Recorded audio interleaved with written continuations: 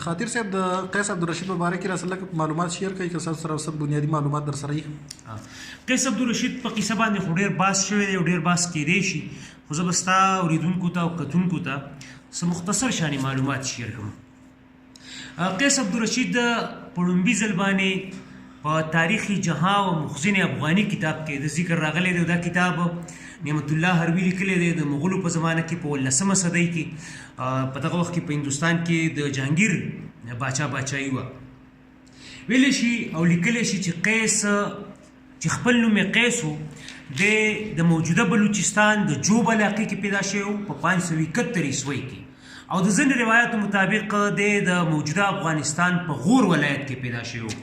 او د تاریخ یا د پیدایش نیټه چې کومه ده نو هغه هم د 570 571 572 عیسوي یعنی د نبی علیه السلام د پیداوخت خواوشا دغه زمانه کې دی پیدا شوی و. قیس چې کوم دی د اسلامي دورې نه وروسته د پښتنو نسلونو د ټولو پښتنو نیکه ګڼلی شي. ویلی شي چې قیس عبدالرشید د خالد بن ولید په دعوت باندې حجاز مقدس ته لاړ، سعودي عرب ته لاړ، موجوده سعودي عربستان ته لاړ. هلته د اسلام د ستر پیغمبر حضرت محمد صلی الله علیه وسلم سره میلاو شو او د اسلام د دعوت نه متاثره شو. او نه صرف دی متاثره شو بلکې د سره په وپت کې شامل سلويخ یا اویا د ځینو روایاتو مطابق اویا ملکان دغه ټول متاثره شو، دوی ټول هلته اسلام قبول کو. بیا قیس عبدالرشید باره کې دا روایات دي چې دی هلته د نبي علیه صلات وسلام سره 3 کاله پاتې شو، په جنګونو کې برخه واخیسته، په غزواتو کې په سریو کې شریک شو. 3 کاله چې څونه جنګونه یا غزوات سریې په دغه زمانه کې شوي نو په هغې کې شریک شو. او چې نبي علیه السلام د د بادرۍ او د دې پښتنو د قیس او د قیس سره ورسره د نورو پښتنو د بادرۍ په وجه باندې دې ته د پتان چې اوس پټان جوړ شوی دی دې ته پتان خطاب ورکړه یا لقب ورکړه.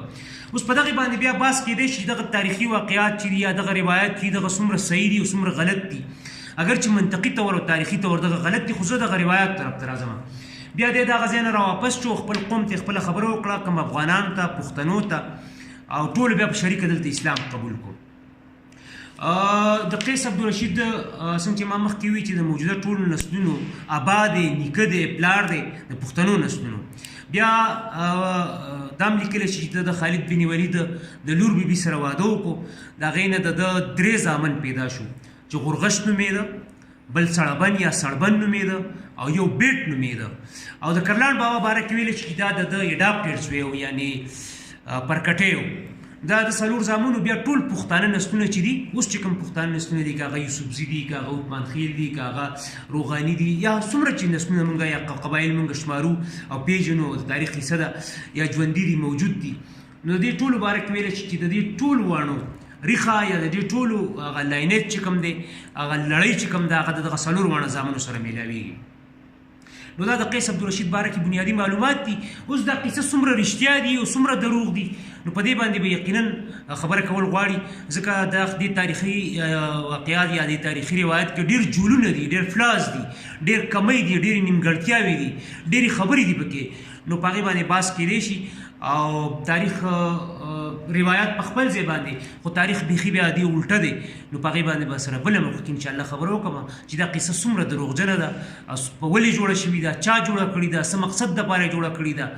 نو په دې به سره ضرور په بله ویډیو کې بیا خبره کوم. ډېره زیاته مننه.